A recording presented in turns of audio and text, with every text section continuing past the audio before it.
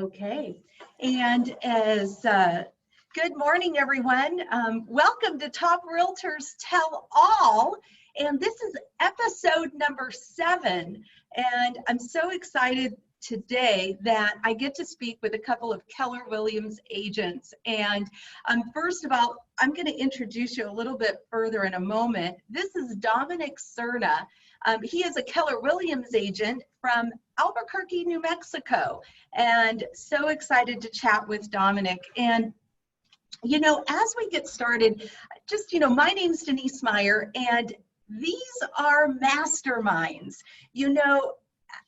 I was thinking about what if there were just 2 or 3 things. I mean, I know everyone wants to know the one thing to success, right? And I was thinking about it, if there were 2 or 3 things that truly grew my business, what is it? And one of those number 1 things is masterminding. You know, I heard early in my career, and I have been around for 28 years in real estate. I heard early in my career that get into masterminds, that you want to engage with top talented people and learn what they're doing, learn their scripts, learn their systems, learn their dialogues, figure out how they think and what they do, and then go and emulate that. So you want to be with those who are up on stage, and I want to know what's going on with them. So, whether you mastermind at a group like this, whether you join me or one of the groups that I'm in, maybe you go to church, or maybe there's a group that you get together with. We used to be able to meet in person and do meetups. Whatever it is, get involved. We know that you are more productive when you have a role model, when you have those right strategies, those right models, those right systems, and that's what we're here to do today. So I would like to introduce Dominic, and at the end, Dominic, we're going to ask you to put your contact information in the chat box so that, we can, make sure that, they know how to send you referrals and get in touch with you and all that good stuff. With that said, Dominic, would you please share a little bit about who you are you personally, and then we'll jump into real estate for sure. Yeah, I'm Dominic Serna. I was born and raised in Albuquerque, New Mexico. Love it here. It's a great city, has a lot to offer. And prior to being in real estate, I was an interior designer. We did high-end luxury residential. And that kind of was a good segue into real estate. Initially, I started doing it kind of part-time. It was a hobby for me for a couple years. Then I started doing it part-time, and then basically had to kind of phase into real estate full-time. My wife and I had our first daughter, and I just decided I couldn't be working all the time. And so I really couldn't keep both things going at the same time. So I had to choose, and I chose real estate. I felt like there was more potential there. And that's kind of how I got into it. I know when we met, Dominic, you were still in that other business, and you were selling real estate, quote, part-time, and only doing like 20 transactions a year, quote, part-time, right? Correct, yes. Yeah. Yeah. And so I think we met in 2015, either at the end of 15 or the beginning of 16. Correct, Does that sound about right?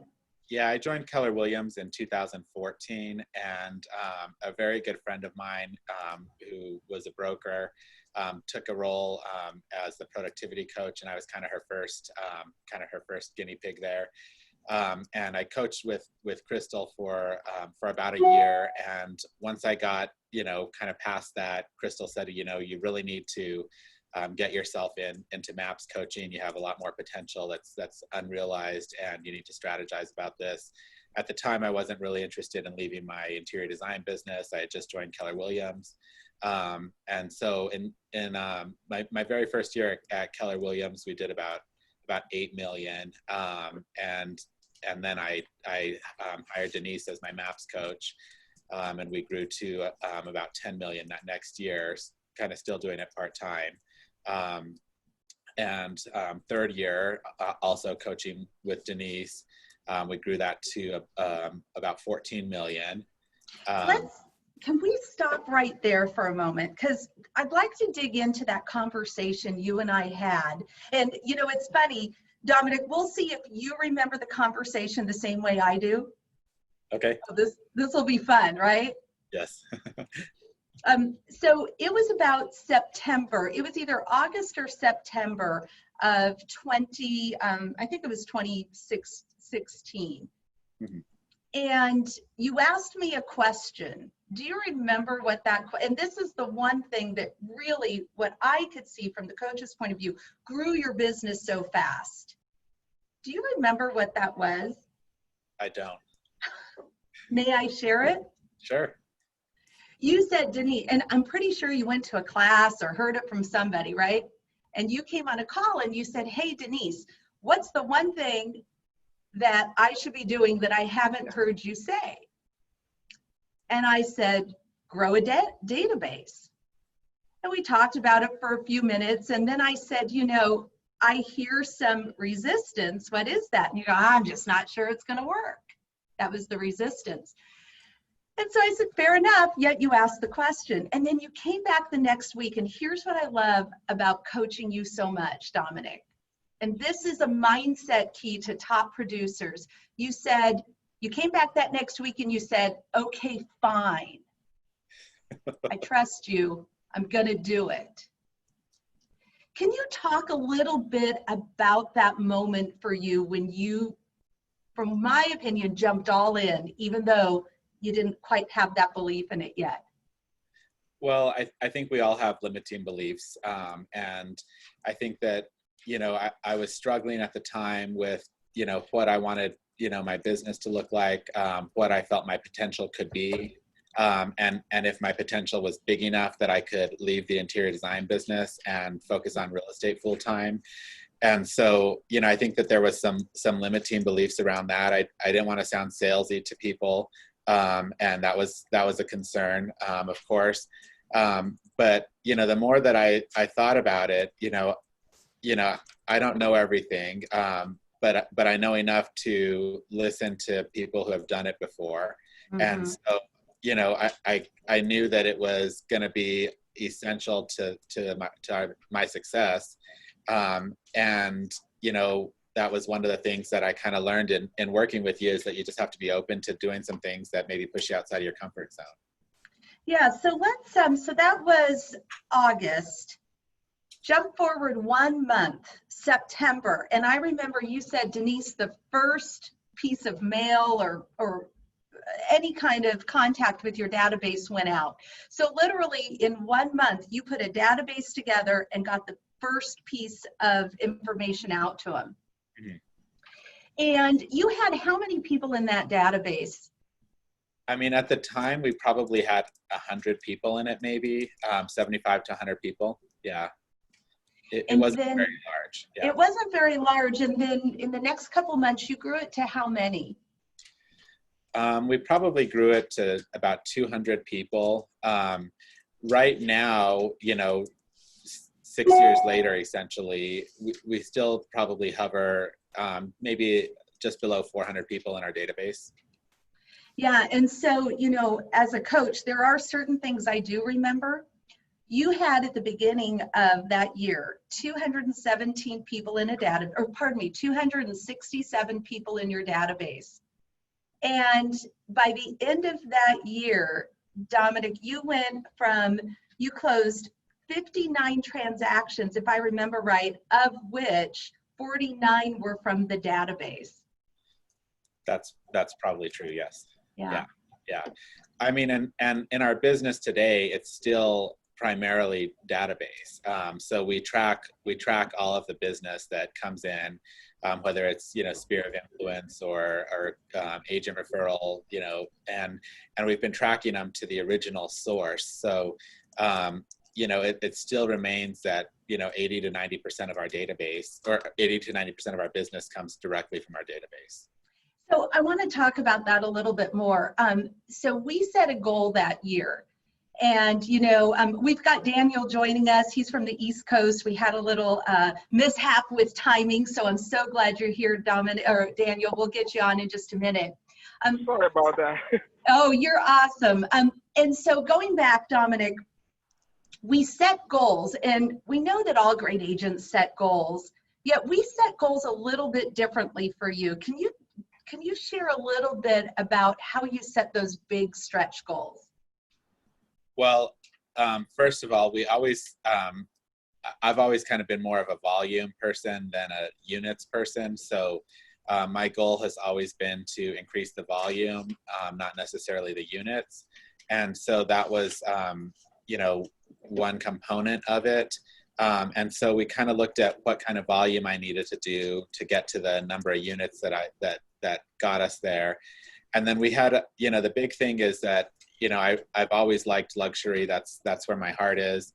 And Albuquerque is not necessarily a super strong luxury market. The average sales price here hovers around, maybe 235, or it might be up to 250 now. But, we really wanted to increase the volume without the number of transactions. So we basically set a goal to double our sales price and allow us, to do that. And so we came up with some strategies around that.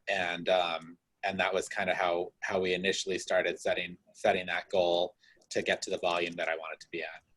Yeah, in fact, I remember you set a really big goal that you wanted to, quote, Denise, I want to double my sales price in 1 year. Yes. I think you were like a broken record. You were so passionate about this one thing. Well, I noticed very early on that, the transactions, whether they are, 300,000 or $1.5 million, you go through all the same exact steps with each one. You do the same, it's the same contract, same timeline, same, very, very similar kind of overall thing. And yet it's entirely different in the luxury arena, but I knew that I didn't want to have to sell 100 houses a year to make $1 million, my strategy still today doesn't involve a huge team. I mean, I know that there's lots of different ways to do it. And I know a lot of people join Keller for a team, but I didn't really want to go that route initially. And so, the only way to get me to my goal was to increase the volume. In fact, I remember that was the year you sold your first home over $1 million, right? I think it was that year. Yeah. And then we set a goal to do how many the next year? We set a goal to do six transactions over $1 million the next year. And frankly, that had never been done in our MLS by one broker. And when Denise and I would set goals, we always had kind of our goal that we had in mind, and then Denise would always push me to just push that a little bit further and say, what's your God goal? What's the goal that you just, that doesn't make sense, that you just need a little bit of help from God to achieve, and what would that look like? And so, we set the God goal that following year to have 6 sales over $1 million, and we hit it. We had 6 over $1 million, and I think 1 over 2 that following year. Yeah. And so, it's a lot of people have that limiting belief that it's not possible. And then you went and did it, and even pushed yourself even further than that. In fact, I remember our early conversations about those goals, because Dominic, we talked about goals for a long time. Like, I think we talked about that next year's goals for 2 or 3 months, really. We did, yeah. And setting that number, at first it was, well, Denise, I don't even know if I could do 2. It would be nice if I could do 2. And then I think in the end, like you said, you sold 6 the next year. And it's been very consistent in our MLS. There's always 2 to 3 brokers who do 2 to 3 deals over $1 million every year. And those were always the same brokers. And yet none of them ever did 4. They only did 3 ever. And so, to set a goal to hit 6 over $1 million, which just had never been done, and last year, I think we did 12 or 13 of them over $1 million. Yeah, I love that. So we're going to dive more into that, Daniel. I'm going to be coming to you. If you can take yourself off mute and put your camera on, I'll make sure that you have that ability. Okay. Hi there. Can you see us, Daniel? Yes, I can see you guys. Can you guys see me? No, we can't see you. I think Hold you need on. to turn your camera on. It is telling me that the host has disabled my camera. Isn't that awesome? I'm the host. Yes, So, yes. I was let's going see. to take a picture of South Beach and send it to you guys because we are in South Beach. Awesome. Well, I think you should be able to come on about right now. Here we All right, go. sounds good. Can you guys see me? I can Let me see tell you. you something real quick. Okay. So Daniel, I'm so excited to spend, is that the beach? Yes, I'm in Miami for the last vacation with the kids. I love it. Well, thank you so much for spending some time with me today and all these great folks on here. So Daniel, I'm so excited to talk with you and share your thoughts and ideas today. And so we started coaching together, I believe, at either the end of 2015, beginning of 2016. Is that right? Correct. It's about October, I believe October 2015. Yes. Yes. That's when we now, started. tell the audience here a little bit about who you are in real estate, and so they know how long you've been in the business and how we get a beach house with you too. So I started real estate. Well, after college, I couldn't find a job. So I started my real estate, I would say, career as a loan officer with HFC Beneficial. At that time, they were one of those lenders that did a lot of balance. So in 2007, 2008, they went out of business. So I became an employee, and I went and got a job as just anybody working at the job. And I was at the corporate world for about a year or two when one day they said that they were about to lay us off, and they finally let us off, give us a severance package. And at that time, we were about to have our first kid, my wife and I. We bought a house a year ago, and as you can tell, I didn't know what to do. I didn't want to freak out from the wife because if I freaked out, then she would freak out. So I went and got my real estate license, and she asked me, "What are you planning on doing?" I said, "I'm thinking about going back to real estate. I don't know if I may get a full-time job and work part-time in real estate, or I want to get full-time." So I got the license. I went for the intense course, got the license within a month, went sign up and start real estate as a full-time agent at that time. By this time, the severance package money has run out. So I'm working on, I would say, credit card and being a little behind on mortgage. So that's how my real estate career started. Sorry about that. That's how my real estate career started as an agent. And yearly, go ahead. Yeah, go for it. And what happened then? So that first year, I believe I did 8-9 transactions from the time I started in June or July to December. Then Bold was coming in town. That first, I believe it was the spring. I took Bold, and the coach at that time encouraged us taking maps, and I was so hesitating because doing 8 transactions a year, having a family wasn't enough for me to pay $1,000 a month toward the coach. So I came home that night. I told my wife, "Hey, I was in Bold. The coach advised to take maps, coach, and it will help the business. I know we don't have any money. We don't have any saving yet. I think I wanted to do it." So she said, "Well, if you want to do it, go ahead, do it. I'll support you." The drug market in me said, "No, that's too much. You don't need to pay $1,000 a coach. That $1,000 is something." At that time, my mortgage was about $1,000. So that is a mortgage payment a month. So I believe it took me a couple of months, and I pulled the trigger. And when I pulled the trigger, they sent me an email, your name, and that's how you guys, that's how you and I started. I love that. And, you know, we talked about Dominic being a broken record or a repeating record of I want to double my average sales price. And Daniel, you were a repeating record as well. And every single call, you would get on that call and you would say, I want to do 100 transactions though. Yes. Get me to 100 transactions. And that was my Now, number at that time. And you used to tell me, well, you have to start, you have to crawl before you walk. And I said, well, nah, I wanted to do 100 transactions because that was my number.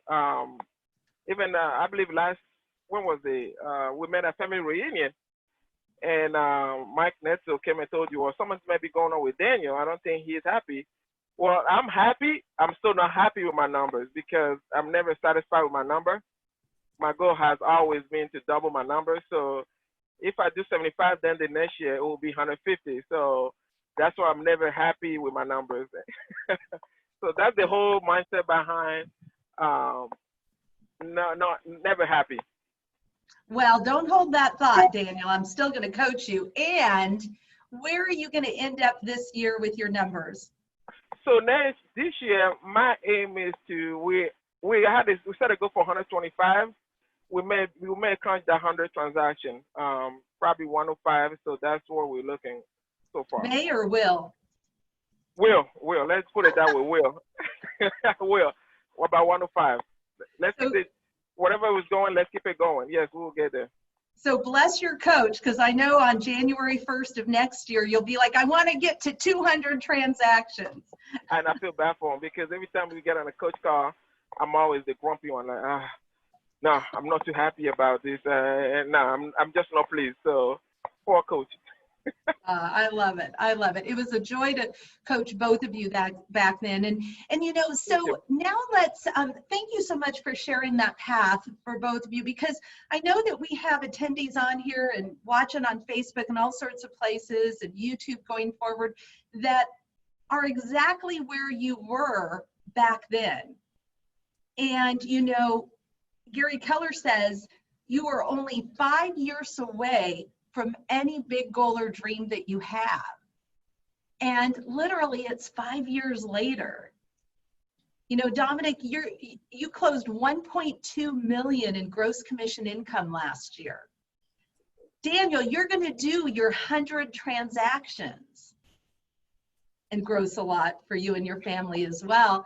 And I think it's so fun to just take a moment and soak that in.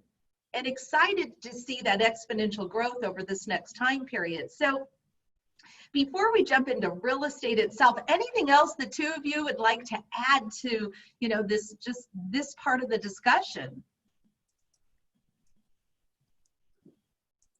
I'll let Dominic go first. Go ahead. One thing that I would say, you have to listen to your coach. They know more than you think. I remember the same conversation you had with Dominic, you and I had the same conversation about database. And at that time, being that I built my business on prospecting, I never believed in you on creating a database, nurture a database. My thing was, well, no, I don't have time to do that. Let me go make some cold call. Let me go generate more business. And that's have been my thing ever since. And you always keep saying, well, what about your database? Have you started doing this to your database? I would listen to it, and then it will go out the other ear. Same conversation. But yeah, the database is key. And so I'm curious now, Daniel, how many people in your database?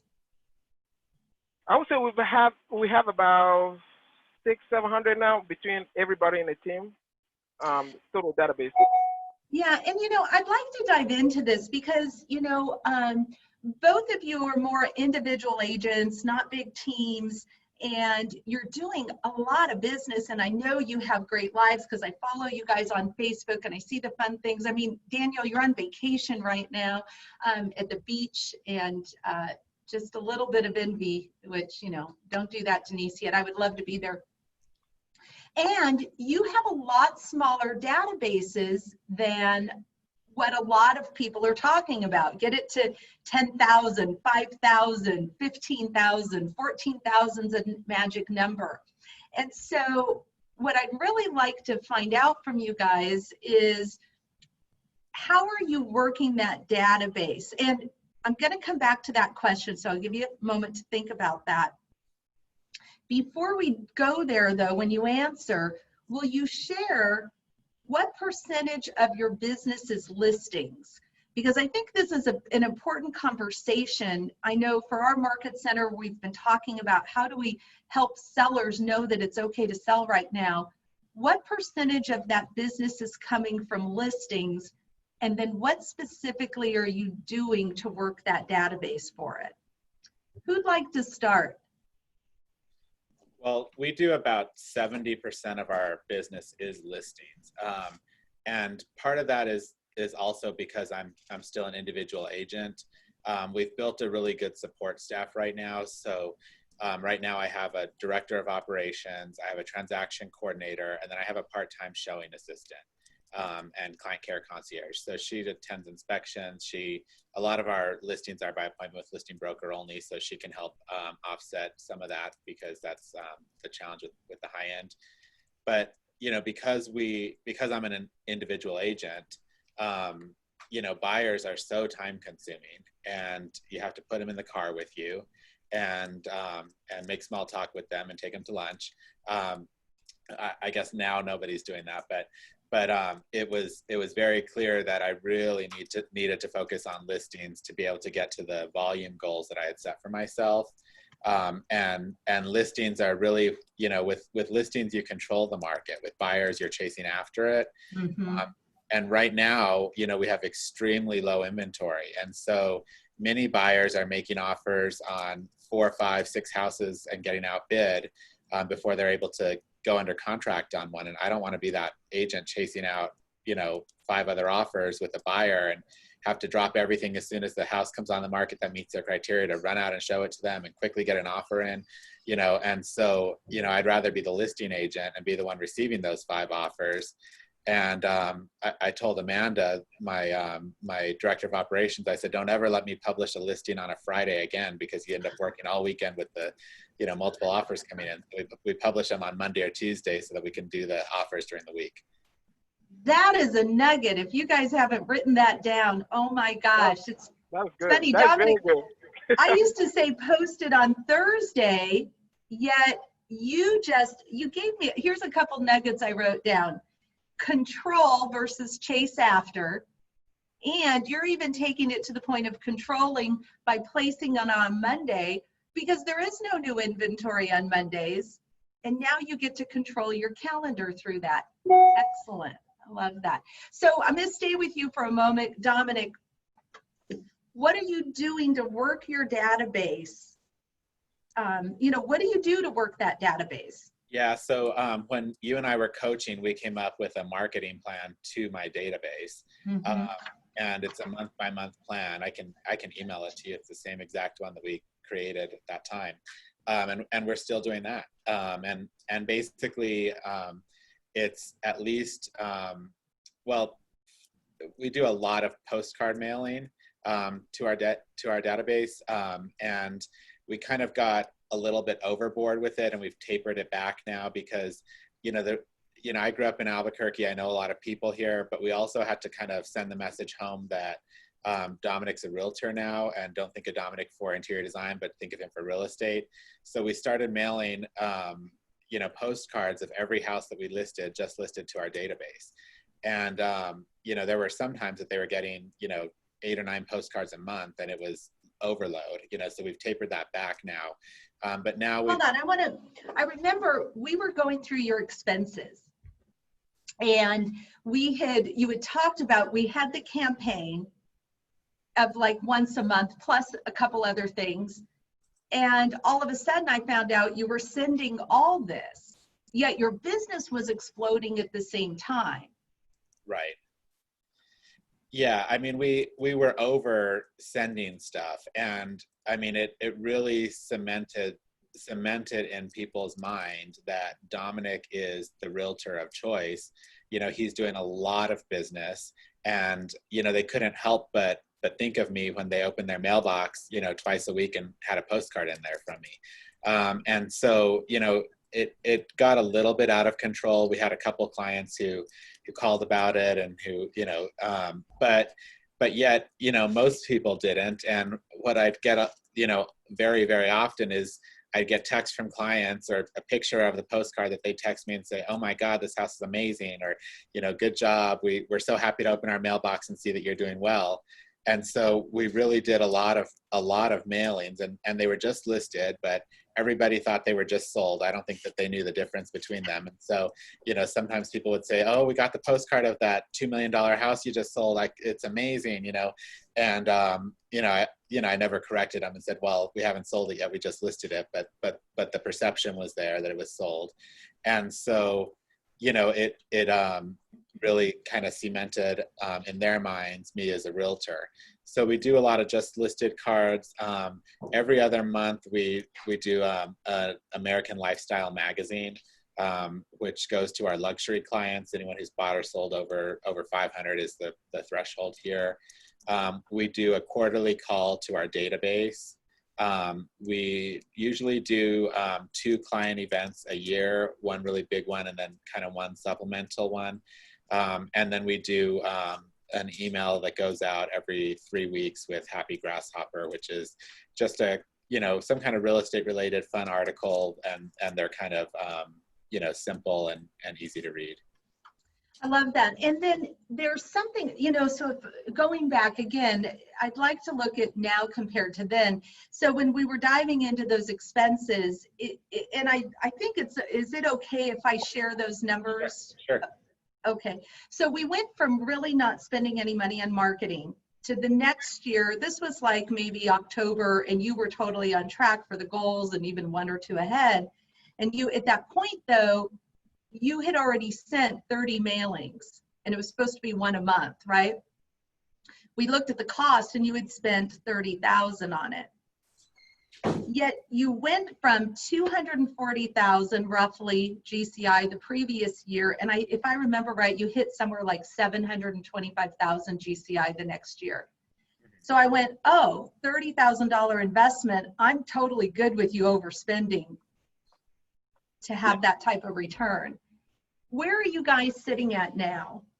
We're probably in line with that right now because we've tapered back a lot of the mailings.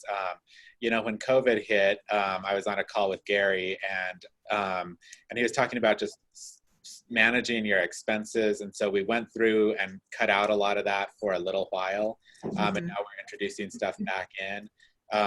But we're probably at about the same place, maybe, slightly more because our database has grown a little bit, but yeah. So you've definitely chose to keep your database smaller. You said it hovers right under 400 people. And so when we set the goal, you wanted me to build it to 500 people. And you said 500 people is going to get you to your goal of $1 million in commission. And the thing about our database is basically, people only go into it if we are in relation with them. And so, it's not like someone you just met at an open house and who, doesn't know your name. They're people who we know, who we've built a relationship with. They have to be someone who knows you, likes you, and knows what you do. And so I think that's the big thing, is being real intentional with that, and making sure that they know you, that they like you, and they know what you do. And then you have to remind them of that because they forget. Yeah, and some folks on here, I see a lot of you, I know you have databases, because I recognize some pretty big businesses in our audience today, our attendees.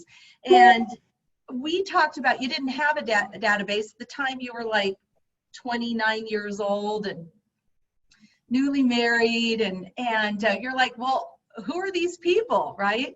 And we were real intentional and put together a social database. Can you talk a little bit about how intentional you were about putting that database together? Yeah, so we basically looked and said so the goal was to double our sales price, right? And to really dominate that luxury market. And we said, where are we going to get these clients from that we need to have in our database to do that? And we came up with basically two sources. One was my past clients from my interior design business, which was all luxury focused. And the second was the was the middle school, high school that I went to, which was a private prep school here in town. And we decided, these are the two best sources for our database that have the clientele that we would like to engage in business with. And so I joined the board. I had been involved on committees and stuff at Sandia Prep, where I went to middle school, high school here. And I joined the board of trustees at the school, and just became really engaged down there. Mm-hmm. We get so much business from that school. It's a really closely knit community of people. There's only about 500 students, grade 6 through 12 there. But again, it was about quality, not quantity.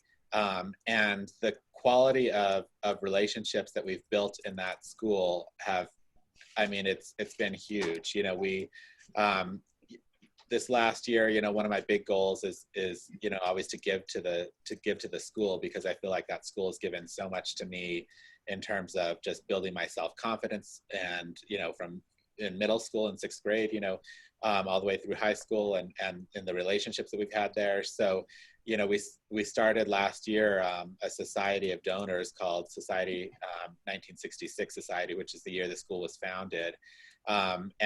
And through this society, we engaged all major gifts donors.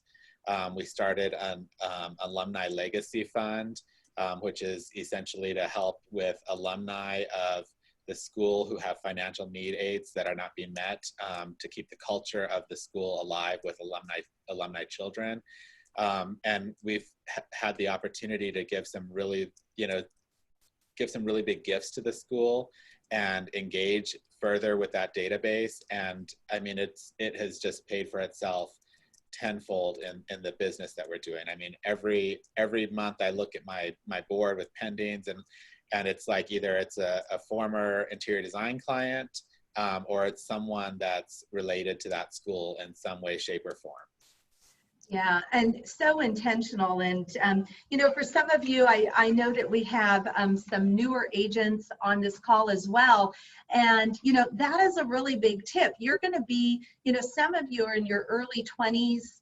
Heck, I see we have Caitlin. She's 18, graduated from high school less than a year ago with her getting her real estate license. So we have everybody all over the spectrum. And as you jump into this career, who do you want to spend your time with?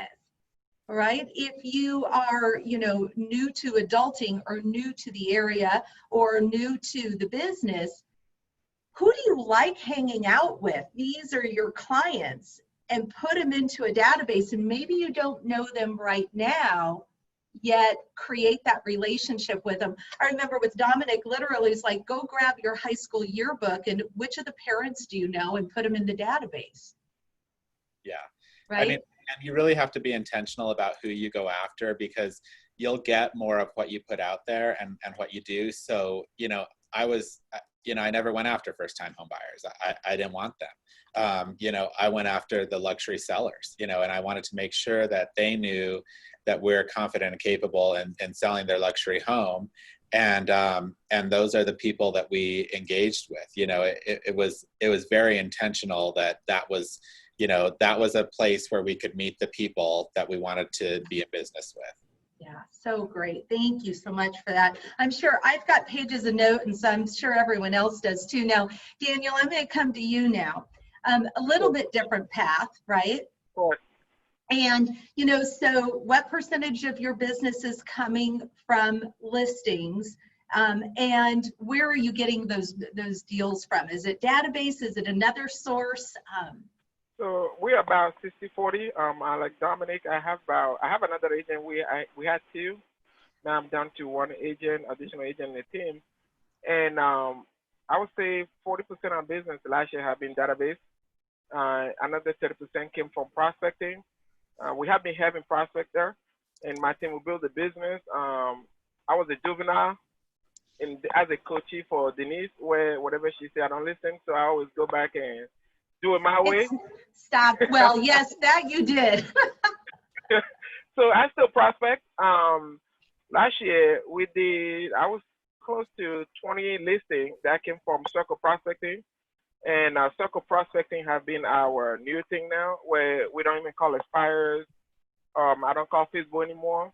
It has been more of the circle prospecting. We just listed a property in your neighborhood, and being that it's sold within the first day on the market, just reaching out to see who else you may know in the neighborhood thinking of putting the house on the market. So simple script, and we just started from there. Some people will tell we don't know anybody. We were thinking now, selling eventually in a year, we put them on a database and nurture those leads. And most of our listing have come from those leads. So it's not one of those where you call expire, get the deal now and then. It's more a lot of nurtures. Yeah, these people have not been touched, so they are very new to the market and they're good business. Pardon me. So if I heard what you're saying, so in that circle prospecting, you put them on a drip campaign, you're following up with them, so no one else is really talking to them. So Correct. when they're ready to do something, they're thinking of you. Correct. And we have been intentional on the way we put on a drip campaign. And what I'll do is I will set them up on the MLS search within the neighborhood. I set them up for active and under contract only. I don't send them anything that is closed. And what I'll do is, if in once a month or every other month, I'll go back and see what I've closed, and I'll just call with one property. Hey, I noticed one of your neighbor on 123 just closed, and this one closed for this month. So they will see what is active and under contract. They close, I'll call to inform them on what have closed. So that was my technique going into it, and it has worked. It has worked ever since, and it's one of those things that we have been focusing on, the circle process. Awesome. So now you used to do a lot of door knocking. Has Correct. that changed at all? I know I don't do door knock anymore. I know it's bad. I got my first $1 million list client came from door knocking, believe it or not. He's the one who told me to get off his porch. And then he came back and told me, well, if you find me $1 million home, I'll buy it or something in the neighborhood. And at that time, I didn't believe him. And believe it or not, he was a great client. He sent me another client who moved here from Dubai. I stopped door knocking, and yeah, bad guy. I told you I was a juvenile. Well, you better send him a thank you note, because you know you might not be as in good a shape as when you were door knocking yet. You know, you get that's true. That is true. I'm not in as good a shape, and putting a blazer on and go door knock. At that time, I had to do anything, whatever I had to do to get the business. Let's talk about that right there, because I think people need to hear that, right? Yep. You jump on the call every week and you'd say, Denise, I want to get to 100 deals. Yeah. I want to get data. Well, yeah. How do I get to 100 deals? Like, that was like that was like every other question was that, Daniel. Correct. Talk about that drive. It was, and I tell this to new agent up to today. I remember at that time I was showing a $50,000 buyer house 30 minutes away, and that's how hungry I was. I knew I needed that paycheck, and that client didn't even close. I remember we went under contract twice, and the deal fell out twice. It didn't close yet. I was hungry. I was determined to do whatever I had to do to get to the business, and I didn't have no choice.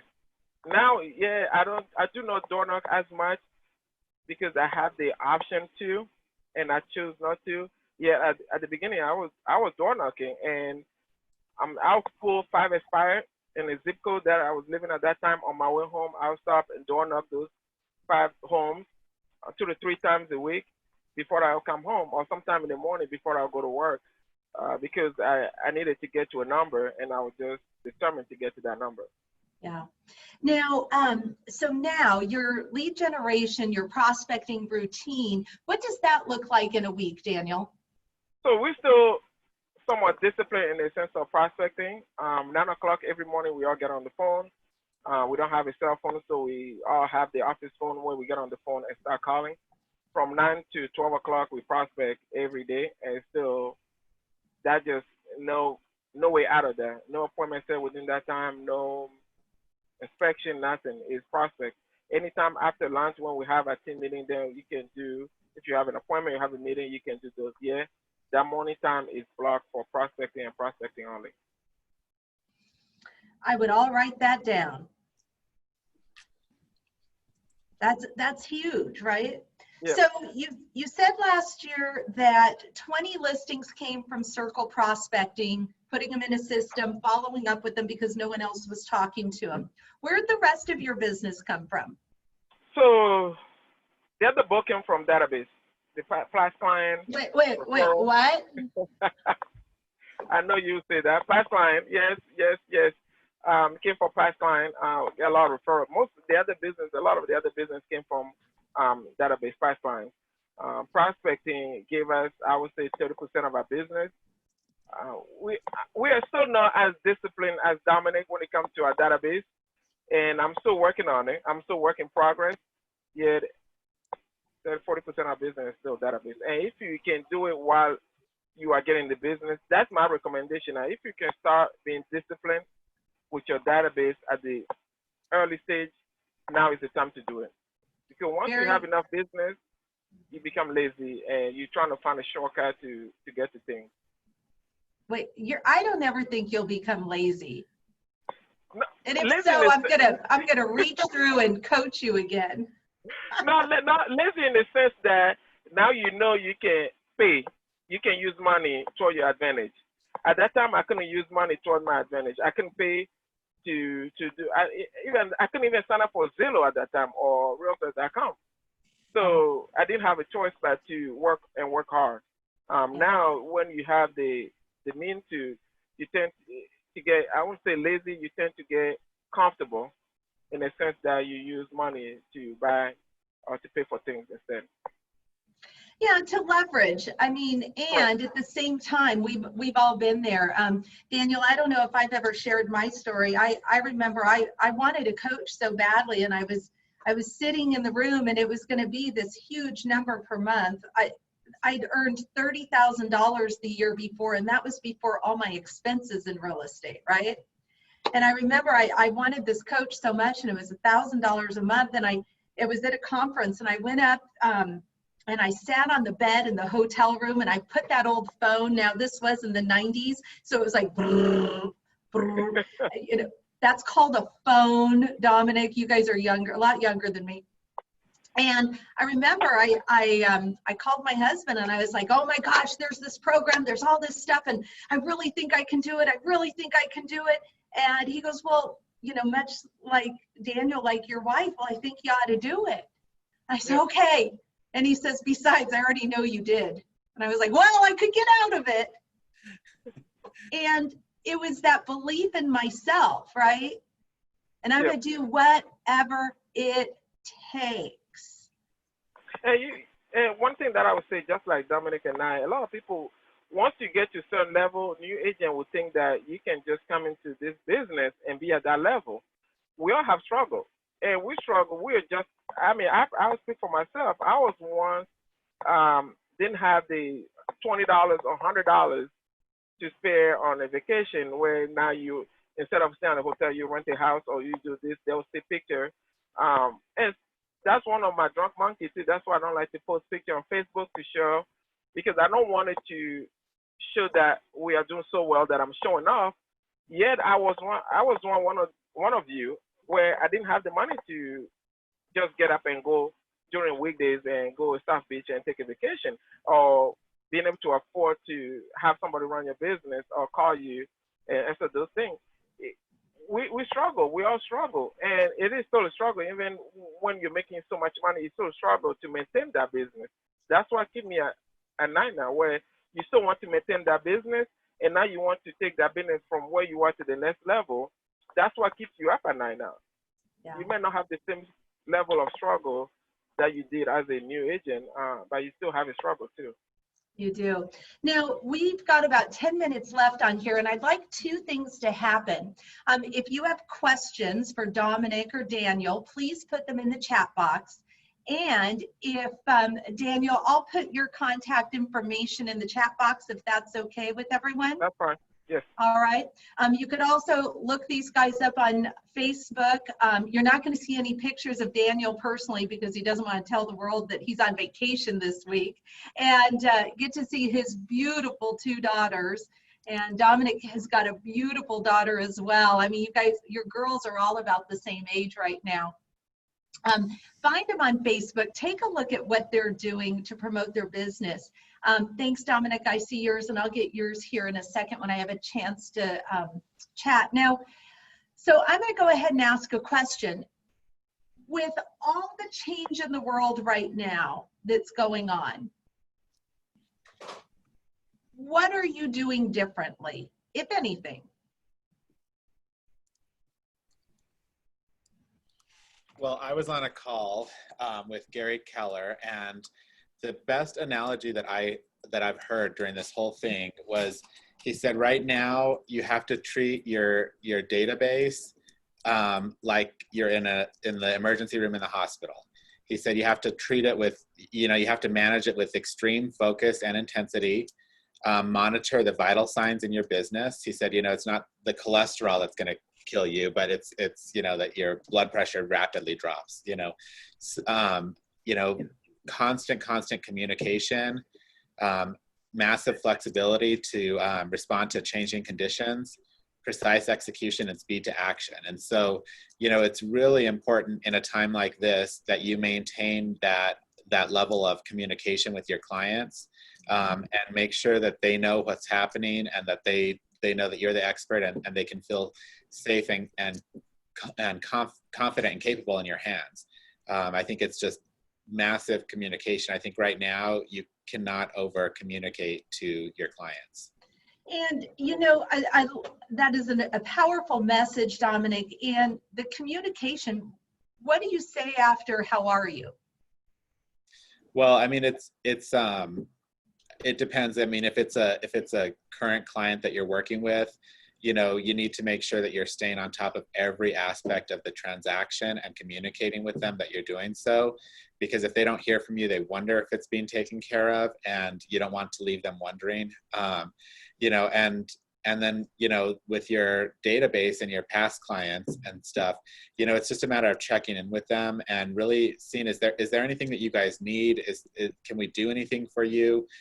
Do you have everything that you need right now? And people have been blown away that you call. During the first 2 weeks of the pandemic, that was the call that we were making, and everyone in our database, we went through our sales spreadsheets list, called everyone, the people who moved out of state to Florida, the people who and just checked in with them, and they were so appreciative. And now I think it's also getting out the message that homes are still selling, inventory is extremely low, people still want to buy houses, interest rates are so low, so it's communicating with them that it's an excellent time to sell right now. So in other words, I hear that you're not doing a whole lot different. No, just a little more communication. A little more communication. Love it. Thank you so much for that. How about Daniel? I'm coming to you. So for me, it has been the mindset. I have been very focused on being there, being present, and not think so much of the pandemic. So throughout the whole COVID, I know our office was shut down. Yeah, I still go to the office every morning. I'm the only one in the office because my mindset has to be that I'm still going and I'm still working. So throughout the whole pandemic, the whole shutdown, I still get up every morning and still get to work every morning.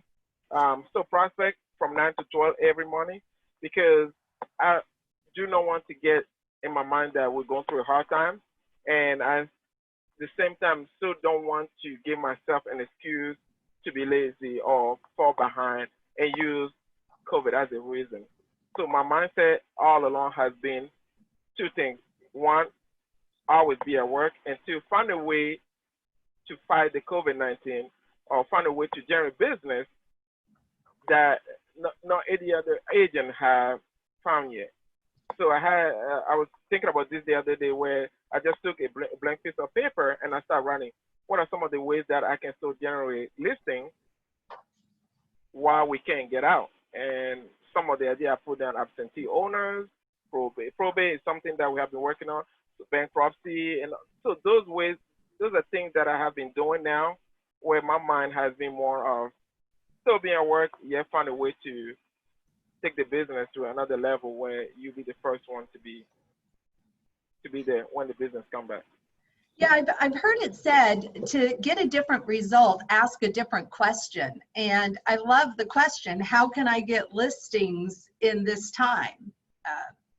You know, and then go answer the question and do the actions you find on there, right? Well, and I think it's really important. I mean, maintain your schedule and keep doing what you're doing. You know, even when our office was shut down and we were in lockdown, every morning I got up, I got dressed, I went downstairs, I closed the door to my office, and it was work. You know, I was working. You know, I think that a lot of people took the time to, you know, do yard work or catch up on home repairs and stuff. And I don't, you know, I rely on my income to fund my life. And you know, there's not really an option for me not to work. And so I just kept working. Yeah. And You that was know, some of you, number one, you guys are amazing. And what I love so much about this conversation today, and I didn't know it would go here, the things that you put, the programs, the systems and models that you put together 4 or 5 years ago are still working. And that you haven't had to change much, although you've changed, like both of you have grown as humans and agents immensely. And I'm just so proud that I've got to be a small part of that at some point in time, and excited to see where it goes. You know, some of you after this will, you'll group together and get with other masterminds to be more productive. You know, just here's my thought. Get around high achievers, high performers. That's why I'm here. Ladies and gentlemen, I stand on the shoulders of giants based upon, you know, what they have shared in the past, just like these two amazing agents and gentlemen have shared. You know, take what they do, implement a piece of this from your business. You know, these masterminds have accelerated my mind. Like just spending time with the two of you today, I'm so excited. I almost would jump back into selling a house. Almost. I love what I do so much. And, you know, it accelerates your ambition. It unlocks doors. You guys have unlocked doors to people today, to new thoughts and ideas. Just so amazing. It makes me a better contributor when I get to hear from people and share those thoughts and ideas. It's changed my life to spend time with amazing humans like you, and I trust it will change other lives as well. So this is called Top Realtors Tell All. So we're going to end with this question. What's one thing that you wish everyone knew about you? Well, I'm actually an introvert, and I know that a lot of people are surprised by that, but it's hard for me to get out and to talk to people I don't know. And it takes a little bit of extra effort. It's outside of my comfort zone. And so, you know, I push through it every time, and it's just, you know, what you have to do. It is. Thank you. Well, I love that, an introvert. I love that so much. All right, Daniel, coming to you. What's that one thing? Dominic, I'm so shocked you said, because that was the first thing that came in my mind. And believe it or not, I don't know if you remember this, Denise. At one point, I asked you, should I get a speech coach or should I get somebody for my accent? I don't know if you remember, because I was so nervous. Yes, I'm an introvert. We went and bought a house in last year, and I bought a house in the country because I didn't. Once I leave work and I get to we get home, I live in a gravel road, literally, where I know that to come to my house, you have to be invited. So yes, I'm just like Dominic. I'm very introvert. My accent alone, just to get on the call, is that I'm nervous. It's one of those things that you have to keep pushing. I mean, Dominic said it. We all deal with it. We all have our own fears. We all have our own drunk monkey that hold us back. And well, I'll let you know before I drive up in your driveway. And tell everyone, Daniel, where are you from? I'm from Togo. I'm from West Africa, Togo. It's a small country right next to Ghana, Liberia, Nigeria. Yes, so I'm from a very small country. And you moved here in what year? I moved here when I was 15. So, and I'm about to be 40 now. So I was moved here. I don't know why I still haven't lost my accent. Both my brothers, sisters, they lost their accent.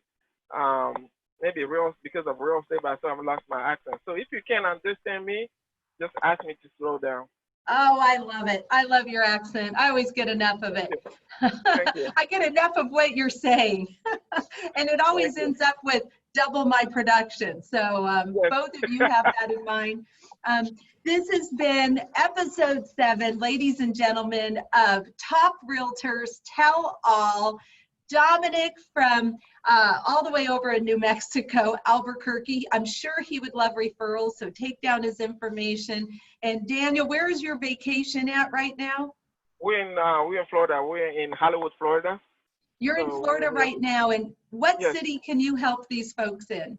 In Charlotte, North Carolina. So I'm in Charlotte, North Carolina. So if you have anybody looking to, and we're having a large population from the East Coast now moving to Charlotte because Charlotte has been the hottest spot for almost everything. So if you are curious about the Charlotte market, let me know, and I'll be more than happy to help. Love it. Well, you guys, we're going to go ahead and end this. If you would take our quick evaluation, we would love that. We're going to post this on our YouTube channel, on Facebook, and please share it. Gentlemen, I'll send you a copy of this if you'd like to share that with those as well. And you know what? Till next week, have an amazing, powerful week. And thank you so much for pouring into others. You are rock stars. I appreciate you. Thank you. All right. All right. Thanks, you guys, and have a great day. Yes, thank you. Bye.